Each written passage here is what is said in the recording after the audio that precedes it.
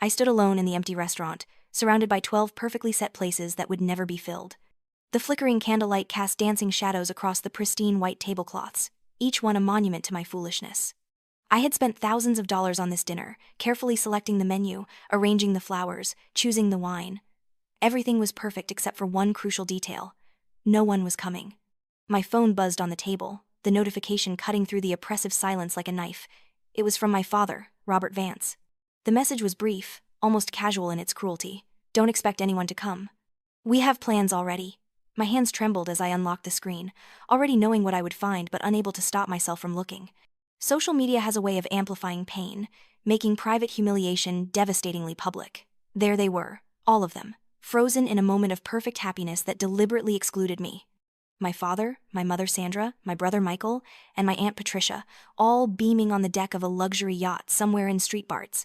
The caption read, "Finally reunited," with a row of heart emojis that felt like tiny daggers. Finally reunited. As if I had been dead to them. As if my 38th birthday meant nothing. As if the years I had spent building them up had never happened. I sat there for what felt like hours but was probably only minutes, staring at that photograph, trying to understand how I had become so invisible to the people who were supposed to love me most. The waiter approached hesitantly, his professional smile faltering as he took in the scene. One woman, 12 empty chairs, and a table full of food that no one would eat. "Ma'am, should we perhaps wait a bit longer?" he asked gently, his kindness almost unbearable in that moment. "No," I heard myself say, my voice surprisingly steady. "They're not coming. They were never going to come." I pulled out my laptop from my bag, the familiar weight of it grounding me in something real, something I could control. Right there, in that ridiculous restaurant with its overpriced champagne and pitying staff, I logged into my property management accounts. My fingers moved with precision, clicking through screens I knew by heart. I froze every account, every benefit, every financial lifeline that connected my family to the empire I had built. If they wanted to celebrate without me, they could do it on their own dime. The anger that surged through me in that moment was clarifying, almost pure. For years, I had told myself that family was everything, that blood was thicker than water, that love meant sacrifice. But sitting there in that empty room, I finally understood the difference between sacrifice and self-destruction. My family had not just forgotten my birthday. They had staged a deliberate, public rejection, documenting their togetherness in a place I could never afford to take them, using money that somehow they had found despite their constant claims of financial struggle. I had always been the one who fixed things, the one who solved problems, the one who wrote the checks. At 23, fresh out of college with a degree in business and a fierce determination to prove myself, I had started buying properties in Charleston. Small ones at first, fixer-uppers in neighborhoods that were just beginning to turn around. I worked 16-hour days, learned to negotiate with contractors, studied market trends until my eyes burned. While my brother Michael was still figuring out what he wanted to do with his life, I was building something real. By the time I was 30, I owned a portfolio of residential and commercial properties that generated steady income. I had made it, or so I thought. But success, I learned, comes with expectations, especially from family. My parents had been so proud at first, showing my photo to their friends, bragging about their daughter, the real estate mogul. But pride quickly transformed into entitlement. Within a year of my first major success, they had moved into one of my luxury apartments in downtown Charleston, a 3-bedroom unit with views of the harbor that would have rented for $4,000 a month on the open market. I charged them $800, a family discount I assured myself was reasonable. They paid late every month, and I never charged the late fees. My father had worked in middle management at a manufacturing company before retiring early, always talking about how he had provided for us, how he had given us opportunities. My mother had been a part-time bookkeeper, more interested in garden club meetings and social status than actual work. They were not wealthy, but they were comfortable, or should have been. Yet somehow, their lifestyle expanded to match my success. The car I helped them buy when their old sedan died became a luxury SUV. The occasional dinner I treated them to became an expectation of fine dining several times a month. The emergency fund I set up for them somehow needed constant replenishment. Michael was worse. My older brother, by 3 years, he had always been the golden child, the son my father had wanted, the heir to a legacy that existed only in my father's imagination. Michael had drifted through his 20s, trying his hand at various ventures that never quite worked out. Marketing consultant, life coach, business advisor, each title more impressive and less substantial than the last. When he announced he was starting a consulting firm, my father had been ecstatic. Finally, his son was going to be a success, a man of importance. The fact that Michael's consulting firm existed only on paper seemed irrelevant to everyone but me. I had given him office space in one of my commercial properties, a generous suite that he had decorated expensively and used rarely. He held meetings there occasionally, always with people who seemed more like friends than clients, always ordering catered lunches and craft beer that appeared on my building's expense account. I had audited the costs once, a moment of clarity that I quickly suppressed. Michael's office was costing me nearly $3,000 a month after factoring in the lost rental income, the utilities, and his liberal interpretation of what constituted business expenses. But Michael had mastered the art of performance. He dressed in expensive suits, drove a leased BMW, and spoke confidently about his clients and his deals. At family dinners, he would hold court, sharing carefully vague stories about his successes while my father beamed with pride. My mother would turn to me and say things like, "Isn't it wonderful how well Michael is doing?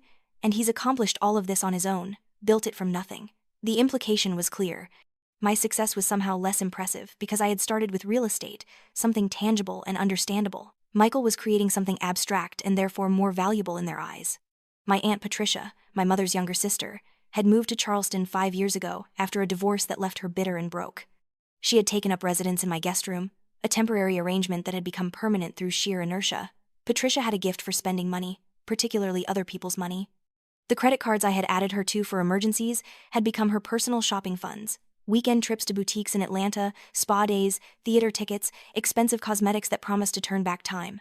When I had gently suggested she might want to contribute to household expenses, she had looked wounded and reminded me that family was supposed to support each other, especially when someone was going through a difficult time.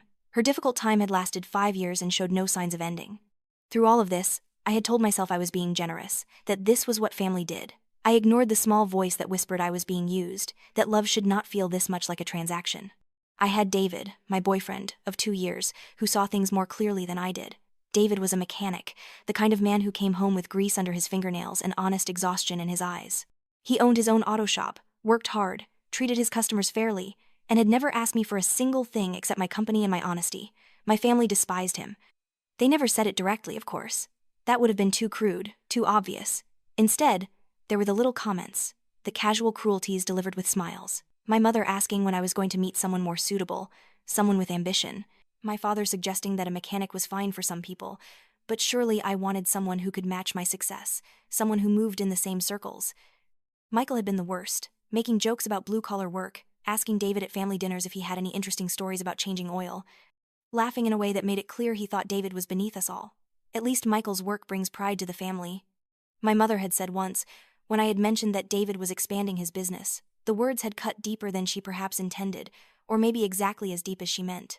Michael's phantom consulting firm that existed on my charity was a source of pride, but David's actual business, built with his own hands and sustained by his own reputation, was something to be embarrassed about. I had defended David, of course, but weakly, always worried about causing conflict, always trying to keep the peace. David never complained, but I could see the hurt in his eyes, the way he became quieter around my family, the way he found excuses not to attend gatherings. He had told me once, after a particularly brutal family dinner, that I needed to decide who I was going to be, the person my family wanted me to be, or the person I actually was. I had not understood what he meant at the time. Now, sitting in this empty restaurant, I was beginning to. The weeks leading up to my birthday had been typical, which meant they had been exhausting. Michael had called 3 times asking for help with his rent, even though he lived in an apartment I owned and paid below market rate. My mother had needed money for my father's medication, money that somehow never made it to the pharmacy but did make it to the country club for their annual membership renewal. Patricia had maxed out 2 of the credit cards I had given her and needed me to pay them off so her credit score would not suffer. Each request came with the same implicit message. This is what family does, and if you loved us, you would not hesitate. I had hesitated, though, more and more lately. I had started keeping a spreadsheet, something I had never done before because looking at the numbers too closely felt like an accusation, but I had looked, and what I saw had shocked me. In the past 5 years, I had given or loaned my family over $100,000. That did not include the subsidized rent, the office space, the utilities, the credit cards, the cars, the vacations I had funded indirectly by paying for things so they could afford their trips. When I added everything up, the number was closer to $200,000. $200,000, and they could not be bothered to show up for my birthday. $200,000, and they were on a yacht in Street Barts, living a life I had subsidized while publicly excluding me from their happiness. The next morning, I woke up with a clarity I had not felt in years. The anger had crystallized overnight into something harder and more durable: resolve. I spent 3 hours at my desk, drafting documents that should have been drafted years ago. Formal rental agreements with market rate pricing and 30-day notice periods. Itemized statements of loans and debts. Termination notices for credit cards. Everything legal, everything documented, everything fair by any standard except the one my family had invented, where fairness meant I gave endlessly and asked for nothing in return. I sent the emails before I could second-guess myself. The rental notices went to my parents, to Michael, to Patricia. The debt statements went to everyone who owed me money, with a payment schedule and interest calculated at the legal rate. The credit card companies received my calls, and within an hour, the cards I had guaranteed were frozen and would be canceled within the billing cycle. I felt something loosen in my chest with each action, as if I were cutting strings that had been pulling me in too many directions for too long. David called me that afternoon. I had texted him the night before, after I left the restaurant, a simple message that said I needed to talk. He arrived at my house with takeout from my favorite Thai place, not because it was a special occasion, but because he knew I probably had not eaten. This was who David was: practical, thoughtful, present in ways that mattered. I told him everything: the whole humiliating story of the birthday dinner, the social media post, the financial reckoning I had begun that morning. He listened without interrupting, his hands warm around his coffee mug, his eyes never leaving my face. When I finished, he was quiet for a moment, and then he said, "I'm not surprised. I'm sorry this happened, but I'm not surprised. Your family has been taking advantage of you for as long as I've known you, probably longer. The question is, what are you going to do now?" "I've already started," I said, and explained the notices, the debt statements, the frozen credit cards. David nodded slowly. "Good," he said simply. "Sometimes you have to stop rescuing people who don't want to be rescued. Sometimes you have to let people face the consequences of their choices. That's not cruelty, that's clarity." His words settled over me like a benediction. Clarity. Yes, that was exactly what I had found in that empty restaurant. Clarity about who my family really was, about who I had allowed myself to become in relation to them, about what love actually meant versus what I had been calling love. 3 days later, they came. I had known they would, had been preparing myself for it. The knock on my door came in the afternoon, aggressive and demanding. I opened it to find my father, my mother, and Michael standing there, their faces a mixture of anger and disbelief. Patricia, I noticed, had stayed away, perhaps sensing that she had even less ground to stand on than the others. They pushed past me into my living room, the space I had carefully created as a sanctuary, filling it with their indignation. My mother was crying, or pretending to cry, dabbing at her eyes with a tissue she had brought with her, clearly planning to deploy tears as a weapon. My father's face was red, his jaw tight. Michael looked both angry and nervous, which should have warned me that something was wrong, but I was too focused on maintaining my composure to notice. "Chelsea," my mother began, using my childhood nickname as if it could summon the girl I used to be, the one who always gave in. "Are you really going to destroy this family over a birthday party? Is that what we've come to? You're so hurt that you missed one celebration that you're willing to tear apart everything we've built together?" The audacity of it took my breath away. One celebration. As if the birthday was the problem and not years of exploitation. As if they had built anything together with me when I had been the only one building while they took. "Mom," I said, my voice calm in a way that seemed to unsettle her, "this is not about the birthday. This is about the fact that you were not just absent, you were deliberately somewhere else, somewhere expensive, somewhere you could afford only because I've been subsidizing your life for 5 years. My father stepped forward, his body language aggressive in a way that would have made me back down a year ago, a month ago, maybe even a week ago. But something had shifted in me. I stood my ground. "We built you, Eleanor," he said, dropping the nickname now that sweetness had failed, using my full name like an accusation. "Everything you have, everything you've accomplished, is because of us. We raised you, we gave you opportunities, we supported your dreams. Your success is our success. We're a family, and family shares. You didn't build me," I said quietly. "I paid the bills, I kept the lights on, I made the investments, took the risks, did the work. You just withdrew money from the account." The metaphor was so perfect, so precise, that I saw him flinch. Good. He should flinch. They all should. Michael moved closer, trying a different tactic. His voice was softer, reasonable, the voice he probably used with the clients he claimed to have. "Eleanor, look, I know I've been struggling. The consulting business is tough. It takes time to build a client base. But you can't just cut me off like this. We're family. We're supposed to help each other. Don't make things worse than they already are." There was something in his tone, an edge of desperation that went beyond concern about rent and office space. Before I could respond, my phone buzzed on the coffee table. We all looked at it, that invasive rectangle of glass that had become the bearer of so much truth lately.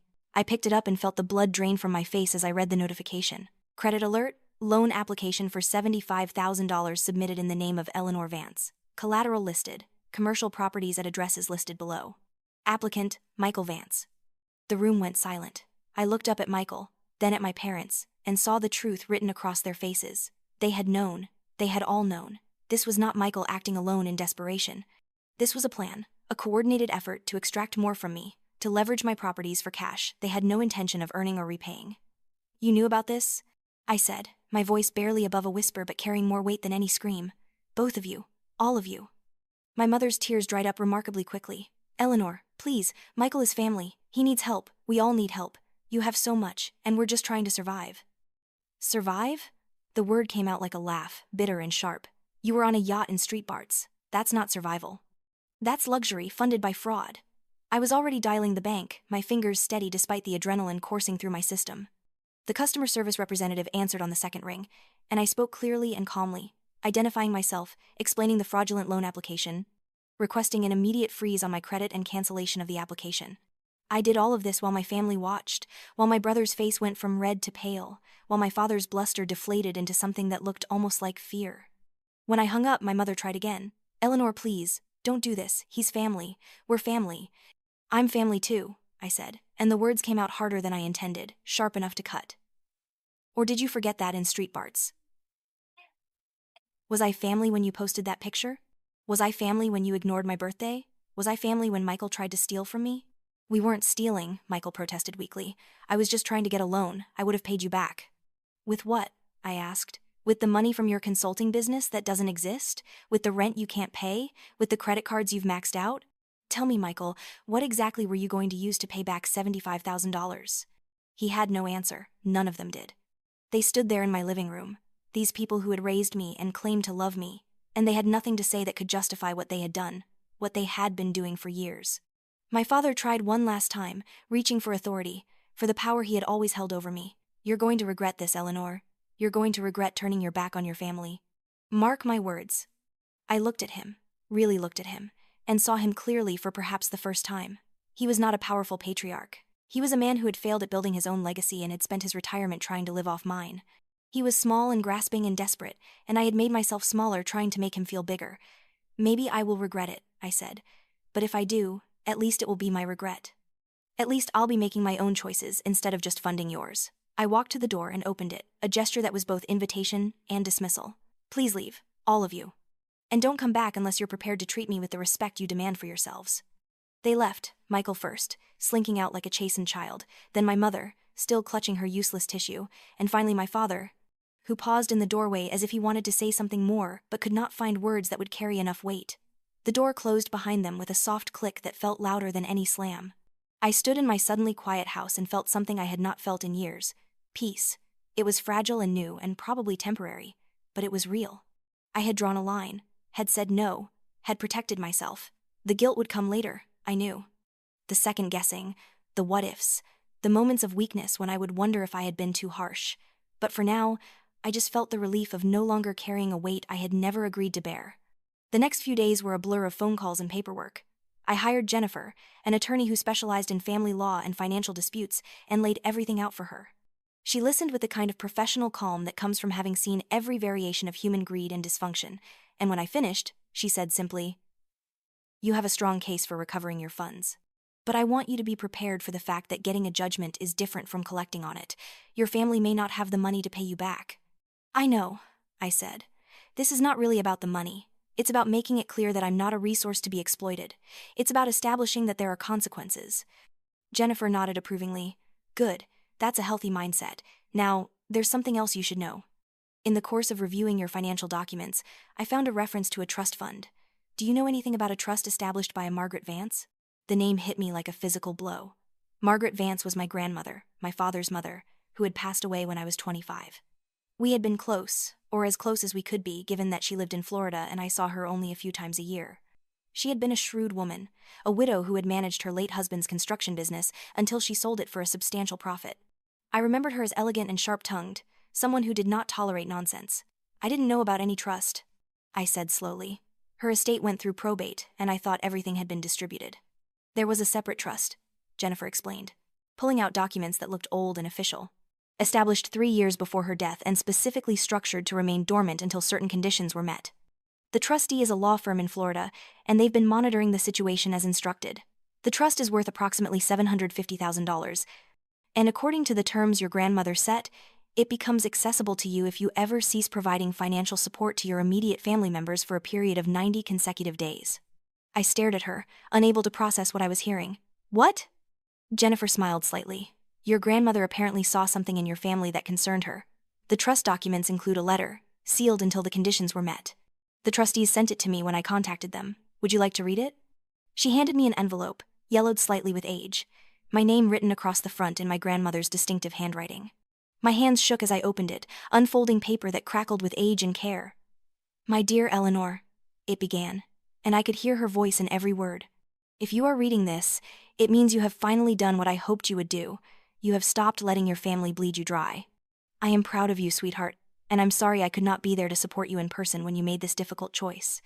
I watched for years as you built yourself up, as you worked harder than anyone should have to work, as you achieved things that should have made your father burst with pride. And I watched as he and your mother and your brother took and took and took, always with smiles, always with justifications, always with the language of love and family duty. I saw what they were doing to you, and I knew that telling you would not be enough. You had to see it yourself. You had to reach your breaking point. This money is not compensation for what they took from you. It is seed money for your real life, the one you will build without them. Use it wisely. Use it to create something that brings you joy rather than obligation. Use it to surround yourself with people who love you for who you are, not what you can provide them. And use it to remember that saying no to people who hurt you is not cruelty. It is self-respect. I love you, Eleanor. I always have, and I always will, even from beyond the grave. Build yourself a beautiful life. You have earned it 1,000 times over. With all my love, Grandma Margaret. I read the letter 3 times, tears streaming down my face, not from sadness but from a complex mixture of grief and gratitude and relief. My grandmother had seen me, really seen me, in a way my parents never had. She had understood what was happening and had created a safety net, not just financial but emotional, a message from the past that said, I was not crazy, I was not selfish, I was not wrong to protect myself. What happens now? I asked Jennifer when I could speak again. Now you wait 90 days, she said. If you maintain your boundaries, if you don't resume financial support, the trust becomes yours. The trustees will transfer the funds to an account in your name, and you can do whatever you want with it. Over the next 3 months, my family tried everything. There were phone calls I did not answer, emails I deleted without reading, messages relayed through mutual friends and distant relatives. My mother showed up at my office twice, crying in the lobby until security escorted her out. Michael left voicemails that ranged from apologetic to angry to desperate, a cycle that repeated itself weekly. My father sent a letter, formal and cold, outlining all the ways I was failing in my duties as a daughter. Each attempt hurt, but each attempt also strengthened my resolve. I had David, who was there for every moment of weakness, every time I almost picked up the phone or responded to an email. I had Jennifer, who reminded me that what I was doing was not just legal but necessary. And I had myself, a version of myself I was just beginning to meet, someone who could say no without apologizing, who could protect her own interests without guilt. I also had Ben, an old friend from my early days in real estate, who called me 3 weeks into my 90-day period with news I should have expected but somehow did not. Eleanor, I need to tell you something about Michael. He's been approaching my clients, claiming he has power of attorney over your properties, saying you're having a breakdown and he's protecting the family assets. He's trying to sell your buildings. The audacity of it should not have surprised me, but it did. Michael had failed at fraud once, and instead of retreating, he had doubled down. I called Jennifer immediately, and she moved faster than I had thought possible. Within 24 hours, she had filed cease and desist orders, had alerted every real estate broker in Charleston about Michael's fraudulent claims, and had sent copies of all documentation to the state attorney general's office. The fallout was swift and brutal. Michael's reputation, such as it was, evaporated overnight. The few real clients he had dropped him immediately. The professional network he had built on pretense and my subsidies collapsed. Within a week, he had shut down his consulting firm and, according to mutual acquaintances, moved back in with our parents in the apartment they could no longer afford. I felt no satisfaction in his downfall, but I felt no guilt either. This was the consequence of his choices, the price of trying to steal from the person who had supported him longest. My grandmother had been right. Some people needed to face the results of their actions before they could learn anything at all. The 90 days ended on a Tuesday morning in October, exactly 3 months after my birthday. I received a call from the trustees in Florida, confirming that the conditions had been met and the funds would be transferred to my account within 3 business days. The trust was mine. my grandmother's final gift, a vote of confidence from beyond the grave that I was doing the right thing. I spent that evening with David, sitting on my back porch with wine and takeout, watching the sun set over Charleston. We talked about the future, about dreams we had both been too afraid to voice when my life was consumed by my family's needs. David had always wanted to expand his business, to buy the building next to his current shop and create a training program for young mechanics, kids who might not have opportunities otherwise. I had always wanted to do something similar with real estate, to create affordable housing that did not sacrifice quality, to build communities rather than just profit margins. What if we did it together? How? I asked, the wine making me brave. What if we created something new, combined our resources and our skills? David looked at me carefully, and I could see him thinking, weighing the risks and the possibilities. Are you sure? He asked finally. Not about the business. I think that could work. But are you sure about us? About building something this significant together? Because if we do this, we're tying our lives together in ways that go beyond dating. I'm sure, I said, and I meant it. David had been steady when everything else in my life was chaos. He had never asked me for anything except honesty, had never tried to change me or control me, had never made me feel small so he could feel big. This was what partnership looked like, what love looked like when it was healthy. I want to build something with you, something that matters. We founded Advanced Properties a month later, a real estate development company focused on affordable housing and community development in Charleston. David's mechanical knowledge translated surprisingly well to construction management, and his reputation for honest dealing opened doors that might have stayed closed. I brought the capital, the real estate expertise, and the network of contacts I had built over 15 years in the business. Together, we created something neither of us could have built alone. The first project was a small apartment complex in a neighborhood that was just beginning to recover from decades of neglect.